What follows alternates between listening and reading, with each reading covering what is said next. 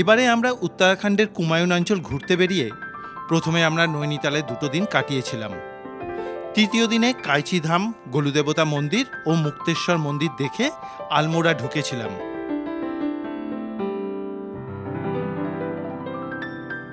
চতুর্থ দিনকে আমরা প্রথমেই গেছিলাম বিনসরের স্বর্গীয় পরিবেশ দেখতে।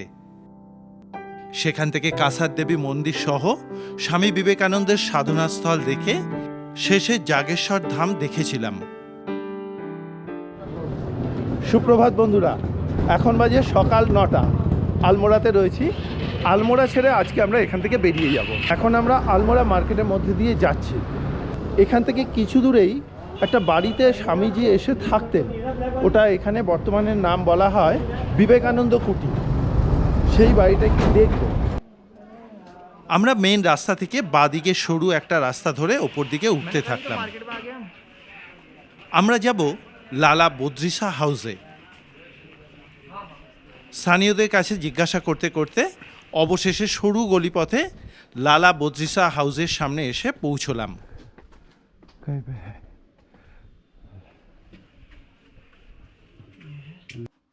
অনুমতি নিয়ে বাড়ির ভেতরে ঢুকে পড়লাম। লালা বদ্রিশাজির বর্তমান যে উত্তরসূরি পরিবার রয়েছে তারই এক সদস্যা আমাদেরকে নিয়ে এলেন। লালা বদ্রিশাজির বাড়ির এই ঘরটাতেই স্বামীজি এসে থাকতেন। মাঝি আও,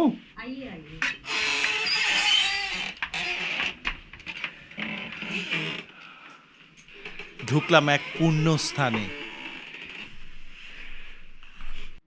স্বামীজি প্রথমবারে 1890 সালে হিমালয় পরিক্রমার সময় এখানে এসেছিলেন। এই বাড়িটি তখন সাধু সন্ন্যাসীদের আতিথেয়তার জন্য বিখ্যাত ছিল। এরপরে আবার 1897 সালে আমেরিকা ও ইউরোপ ধর্মপ্রচার সেরে এখানে এসে স্বামীজি থেকেছিলেন। আলমোড়ার কাছাকাছি প্রাকৃতিক পরিবেশে স্বামীজি বহুবার ধ্যানমগ্ন থাকতেন। বিশেষ করে কাসার দেবী মন্দির সেই স্থানগুলোর মধ্যে উল্লেখযোগ্য ছিল। इस घर में ही रुकते थे? इसी घर में रहे स्वामी जी। यही रूम दिया था ना उन्हें रहने को स्वामी जी को। अच्छा। फिर उस टाइम की कुछ चीजें हैं। अच्छा। ये लालटेन है, ये है, उधर है। अच्छा। ना ये उनकी लिखी चिट्ठी है लाला बद्री शाह को। अच्छा। स्वामी जी का हैंड राइटिंग है ये। अच्छा। ये कैंडल स्टैंड है, ये भी उनका यूज किया हुआ। ये उनकी खड़ाऊ है। ये सिस्टर निवेदिता का है। ये भी सामान रखने का था ना। अच्छा। फिर इधर ये फैन है उस टाइम का। अच्छा। ये लाठी है उनका। ये क्रॉस है सिस्टर निवेदिता के। इधर ओके का है। ये इंक पॉट है, ये भी सामान रखने का था। फिर इधर क्रॉकरी है। আমি স্বামীজিকে প্রণাম জানালাম। সত্যি ধন্য আমার জীবন। আর এইবারে আলমোড়া ট্রিপ আমার সত্যিই সফল। এত সুন্দর জায়গায় আসতে পেরে অপূর্ব। চলো এবারে এখান থেকে বিদায় নেওয়া যাক। Thank you. আমরা চলতে হ্যাঁ চলে। চলো এবারে এখান থেকে যাই। এখানে বিবেকানন্দ আশ্রম রয়েছে, সেই জায়গায় যাই। বাজারের পথ ধরে নেমে এলাম। সঙ্গে মনোজ রয়েছে, ও হলো আমাদের গাড়ির সারথি। রাস্তায় নেমে একটা টোটো ধরলাম। আলমোড়া বাজার থেকে বিবেকানন্দ আশ্রমের দূরত্ব প্রায় 2 কিলোমিটার। টোটোতে ভাড়া পড়ল মাথাপিছু 10 টাকা করে। মিনিট 10-এর মধ্যেই টোটো আশ্রমের সামনে নামিয়ে দিল। পাহাড়ের ঢালে সুন্দর একটা পরিবেশে আশ্রমের অবস্থান। দূরে পরপর ঢেউ খেলানো পাহাড়ের সারি চোখে পড়ল। সামনেই স্বামীজির একটা বড় মূর্তি রয়েছে। মেইন রাস্তা থেকে বেশ কয়েকটা সিঁড়ি ভেঙে আশ্রমে পৌঁছতে হবে। পাহাড়ের কোলে এখানকার পরিবেশ এতটাই সুন্দর বলে বোঝানো যাবে না। চারদিকে পাখিদের ডাক, অকল্পনীয় এক শান্তির পরিবেশ। ঠিক এই জায়গাতে এসে বুঝতে পারছি স্বামীজি কেন আলমোড়াকে এতটা ভালোবাসতেন। কি কি প্রকৃতি যেরকম সেরকম আধ্যাত্মিক পজিটিভ এনার্জি আছে মনে হচ্ছে। চলো যাই। রামকৃষ্ণ মিশনের এই শাখাটি মূলত স্বামী বিবেকানন্দের আলমোড়া অবস্থানের স্মৃতিকে ধরে রাখার জন্য গড়ে উঠেছে। এই আশ্রমে ভক্তদের থাকার ব্যবস্থাও রয়েছে। ডেসক্রিপশন বক্সে ফোন নাম্বার দিয়ে রাখলাম, যোগাযোগ করে নিতে পারেন। আমি মন্দিরে গিয়ে প্রণাম জানালাম। এই সুন্দর জায়গাটাতে কিছুটা সময় কাটিয়ে বেরিয়ে পড়লাম।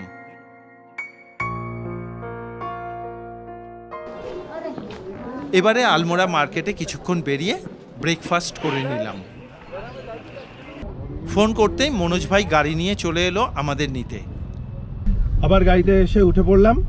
এবার দেখি মনোজ প্রথমে কোথায় নিয়ে যায়। आज जाएंगे हम प्रथम बागेश्वर। अच्छा, इधर से कितने किलोमीटर? सर यहाँ से आपका 78 किलोमीटर बागेश्वर, जहाँ सरयू गोमती का संगम है। গাড়ি চলতেই শুরু হয়ে গেল কুমায়ুনের সেই বিখ্যাত প্রাকৃতিক সৌন্দর্য। একদিকে পাহাড়ের দেয়াল আর অন্যদিকে পাহাড়ের খাদ নেমে গেছে। চোখের সামনে দিগন্ত বিস্তৃত নীল আকাশ, আর তার সামনে লম্বা লম্বা গাছেদের সারি। এই সব কিছু মিলে প্রকৃতির যে অকল্পনীয় সৌন্দর্য দেখেছি তা ভোলার নয়।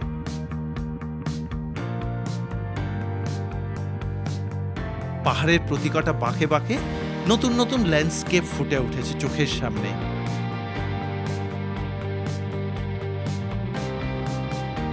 আর আমি দু চোখ ভরে সেই সৌন্দর্যকে উপভোগ করতে করতে এগিয়ে চলেছি। আমাদের প্রথম গন্তব্য বাগেশ্বর ধাম। আলমোড়া থেকে দূরত্ব ৭৮ কিলোমিটার। আলমোড়ার থেকে বেরিয়ে যে রাস্তা ধরে এসেছি, এই রাস্তা ধরেই কিন্তু বিনসার যায়, যেটা আমরা গতকালকে দেখে গেছি। এই যে ফরেস্ট ডিপার্টমেন্টের অফিস, এইখান থেকে যে রাস্তাটা যাচ্ছে ডান দিকে, এই রাস্তাটা সোজা চলে যাচ্ছে বিনসারে। কিন্তু আজকে আমরা যাব এই দিকটাতে, অর্থাৎ একদম সোজা বাগেশ্বর হয়ে আমরা আজকে আরও বেশ কয়েকটা জায়গা দেখে যাব কৌশানী। চলো। আবার গাড়িতে উঠে চলা শুরু। এখান থেকে বাগেশ্বর ধামের দূরত্ব প্রায় ৫৩ কিলোমিটার। যেতে যেতে পাহাড়ি মানুষের জীবনযাত্রার ধরন দেখছিলাম। অনেকদিন পাহাড়ে ঘুরে বেড়াচ্ছি, শুধু এইটুকু বুঝেছিলাম এখানকার মানুষগুলো খুবই সহজ এবং সরল, এবং তাদের জীবনযাত্রা খুবই সাধারণ, চাহিদাও খুব কম, অথচ এরা কিন্তু খুবই সুখে এবং শান্তিতে থাকে। আমি গাড়িতে বসে চারদিকের পরিবেশ উপভোগ করতে করতে এগোতে থাকলাম।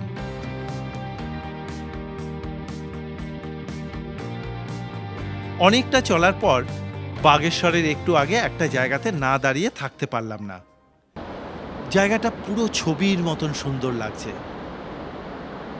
এখানেই আমাদের সঙ্গে প্রথম সরজু নদীর দেখা হলো।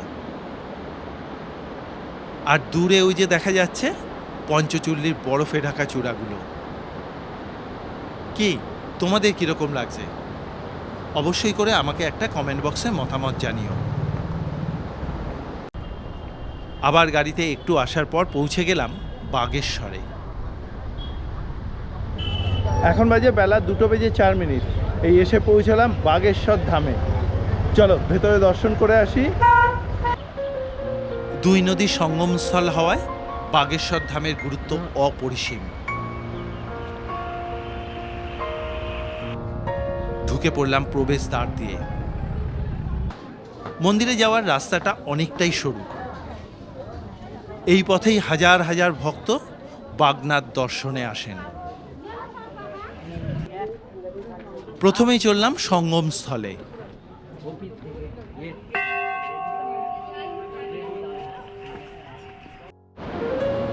আমার ডান দিক থেকে বয়ে এসে গোমতী নদী সরজু নদীতে মিশে গেছে। এরপরে গোমতী নদী বাদিক দিয়ে বয়ে চলে গেছে সামনের দিকে। চারদিকের পরিবেশটাই খুব সুন্দর। এই সরজু নদী ও গোমতী নদীর সঙ্গমস্থল অত্যন্ত পবিত্র স্থান বলে মানা হয়। নদীর পাশেই বিরাট লম্বা এক শিব ঠাকুরের মূর্তি রয়েছে। এরপরেই চললাম শ্রী বাগনাথ মন্দির দর্শন করতে।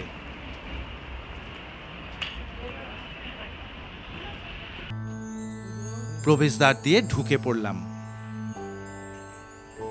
হিন্দু ধর্মে অত্যন্ত পবিত্র এক তীর্থস্থান এই বাগেশ্বর ধাম। এখানে ভগবান শিবের ব্যাঘ্র রূপ অবতার।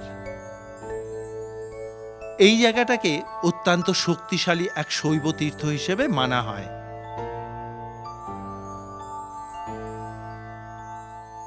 এই মন্দিরটি তৈরি করেন চাঁদ বংশের রাজা লক্ষ্মী চাঁদ। মন্দিরের স্থাপত্য দেখলেই বোঝা যায় মন্দিরটা কতটা প্রাচীন।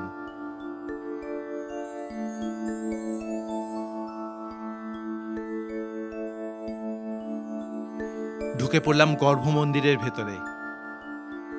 স্বয়ং মহাদেব লিঙ্গরূপে অধিষ্ঠান করছেন। এখানকার শিবলিঙ্গটি স্বয়ম্ভু বলে মানা হয়। এখানে মহাশিবরাত্রি এবং মকর সংক্রান্তির সময় বিশেষ উৎসব হয় এবং বড় মেলা বসে। মূল মন্দিরের বাইরে ছোট ছোট আরো কিছু মন্দির রয়েছে। তার মধ্যে উল্লেখযোগ্য হল শ্রী বিষ্ণু মন্দির।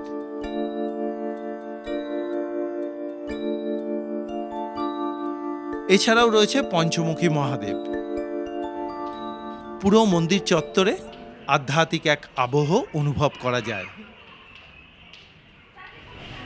মন্দিরের এত সুন্দর শান্তশিষ্ট পরিবেশ আর এখানকার আধ্যাত্মিক অনুভূতি সত্যিই কিন্তু মনে দাগ কাটার মতো। বেরিয়ে এলাম, কিছুটা সময় থাকতে পারলে ভালো লাগতো। তবে চলো এরপরে আমরা আরেকটা ধামে যাব, সেটা হচ্ছে বৈদ্যনাথ ধাম। বেরিয়ে এলাম মন্দির চত্বর থেকে। মেইন রাস্তার ওপরে স্বামী বিবেকানন্দের সুন্দর একটা স্ট্যাচু রয়েছে। মনোজ গাড়ি নিয়ে আসতেই উঠে বসলাম। मनोज अभी कहाँ? सर अभी हम जा रहे हैं बैजनाथ। कितना किलोमीटर? यहाँ से है आपका सर 24 किलोमीटर। চলো, এমনিতেই বেলা 3:45 বাজে, আমাদের ছবি তুলতে তুলতে এত দেরি হয়ে যায়, কি করা যাবে। চলো, যেন দিনে আলো থাকতে থাকতে ভালোভাবে ছবিটা তুলতে পারি। আমরা গোমতী নদীর পাশ দিয়ে পাহাড়ি পথ ধরে এগোতে থাকলাম। পাহাড়ের উপত্যকায় সূর্য তখন পাহাড়ের আড়ালে চলে গেছে।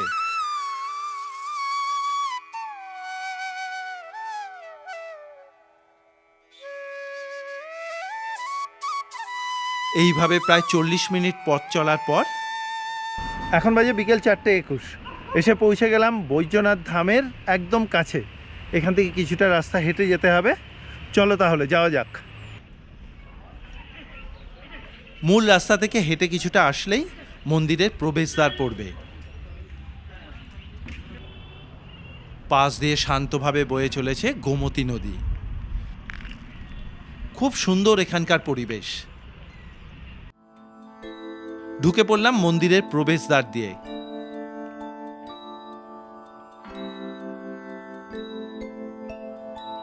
এটাই হলো সুপ্রাচীন বৈদ্যনাথ ধাম।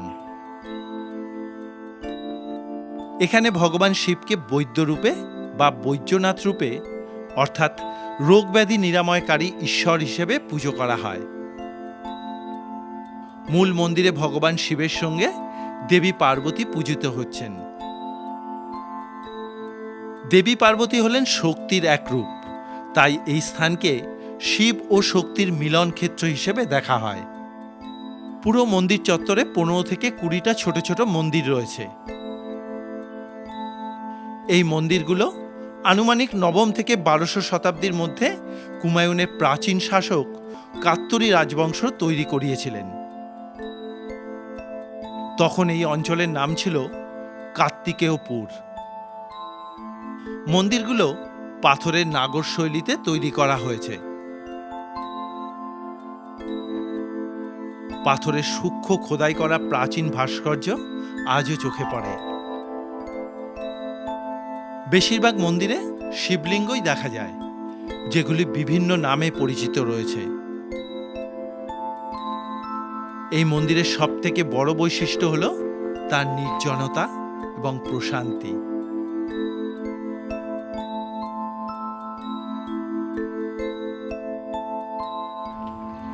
চারপাশে পাহাড়, সবুজ প্রকৃতি আর নদীর ধারের নিস্তব্ধ পরিবেশ যে কোনো মানুষের ভালো লাগবেই লাগবে। মন্দিরের সামনে গোমতী নদীতে বাঁধ দিয়ে একটা জলাধার তৈরি করা হয়েছে, তাতে জায়গাটা আরো সুন্দর হয়ে উঠেছে। এই জলাধারে বোটিং করারও ব্যবস্থা আছে। এই রকম জায়গায় আসলেই বোঝা যায় আমাদের প্রাচীন ভারতবর্ষ সংস্কৃতির দিক দিয়ে এবং আধ্যাত্মিক দিক দিয়ে কতটা উন্নত ছিল। খুব ভালো লাগলো এই জায়গাতে। তোমরাও যদি আসো তবে কিন্তু অবশ্যই করে এই বৈদ্যনাথ ধাম দর্শন করে যাবে, খুব ভালো লাগবে আশা রাখি। চলো এবার টাইম হয়ে গেছে, এখান থেকে বেরিয়ে পড়ব। মন্দির ভালো করে ঘুরে বেরিয়ে পড়লাম। মন্দির দেখে বেরিয়ে পড়লাম, সত্যি মনে থাকার মতন একটা জায়গা। এবারে বেরিয়ে সোজা যাব কৌসানি। আজকে রাত্রেবেলা থাকবো অনাশক্তি আশ্রমে, সেটাও এক বিখ্যাত জায়গা। চলো তাহলে। মনোজ পার্কিং থেকে গাড়ি আনতেই উঠে বসলাম। গাড়ি কিছুটা এগোতেই দূরে পাহাড়ে সূর্যাস্ত কিছুটা দেখতে পেলাম। এখান থেকে পুরো জায়গাটাকে খুব সুন্দর লাগছিল। আজকের এই কুমায়ুনের পর্ব তোমাদের কিরকম লাগছে অবশ্যই করে একটা মতামত জানিও কমেন্ট বক্সে। আমি কিন্তু অপেক্ষায় থাকব। আমরা এগিয়ে চললাম কৌসানির উদ্দেশ্যে। বৈদ্যনাথ ধাম থেকে কৌসানির দূরত্ব প্রায় 15 কিলোমিটার।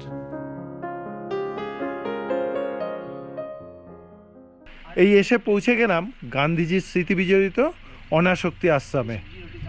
চলো, আমাদের ফোন করে বলা আছে এখানে ঘরের জন্য, ঘরে ঢুকি আগে। আমাদের পৌঁছতে প্রায় সন্ধে 7টা বেজে গেছিল। আমাদের নাম বলতেই এখানে কেয়ারটেকার আমাদেরকে ঘর দেখিয়ে দিল। এই হলো আমাদের কৌসানিতে থাকার ব্যবস্থা। ঘরের মধ্যে 3টে বেড রয়েছে। অ্যাটাচ বাথরুমটাও যথেষ্ট বড়। তবে এখানে কিন্তু গিজার নেই, গরম জলের ব্যবস্থা আছে। ঠিক ঘরের বাইরেই একটা দরজা আছে, ওখানে একটা কল লাগানো আছে, ওখানে 24 ঘন্টা কিন্তু গরম জল পাওয়া যাবে। এই ঘরের ভাড়া আমাদের প্রতিদিনের জন্য লেগেছে 850 টাকা করে। যোগাযোগের জন্য ফোন নাম্বার ডেসক্রিপশন বক্সে দেওয়া রইল। সারাদিন তো প্রচুর জার্নি হয়েছে, চোখ মুখ দেখেই বোঝা যাচ্ছে যে কতটা টায়ার্ড। যাই হোক, এখন ফ্রেশ হয়ে নিই। ফ্রেশ হয়ে এইখানেই আশ্রমের মধ্যেই খাওয়ার ব্যবস্থা আছে। এখানে খাওয়া হচ্ছে ভেজ, 150 টাকা করে প্লেট। ওখানে গিয়ে রাত্রেবেলা ডিনারটা সারবো। চেষ্টা করছি তোমাদেরকে দেখাবো কীরকম কোয়ালিটি খাবার দাবার, সেটাও তোমরা বুঝে নিতে পারবে। এখন যাই ফ্রেশ হয়ে নিই। ফ্রেশ হয়ে চলে এলাম ক্যান্টিনে। রাতের খাবার নিয়ে বসে পড়েছি। এই গান্ধী আশ্রমের প্রতি কটা মিল 150 টাকা করে। এখানে 2 রকম সবজি, ডাল, রুটি এবং ভাত 2 রকমই থাকে। এবারে খাবারটা শুরু করি। আজকে যা ঠান্ডা পড়েছে প্রচণ্ড, এখন দেখাচ্ছে 7 ডিগ্রি, আর রাত বাড়ছে। এখন বাজে রাত্রি 8টা, তাতেই এই অবস্থা। রাত বাড়ছে, এটা আরও নামবে। আজকের এই ভিডিও তোমাদের কীরকম লাগলো অবশ্যই করে একটা মতামত জানিও কমেন্ট বক্সে। আজকের মতন ভিডিও এখানেই শেষ করছি। দেখা হবে আগামী পর্বে নতুন আরেক জায়গার সঙ্গে। ততক্ষণের জন্য শুভরাত্রি।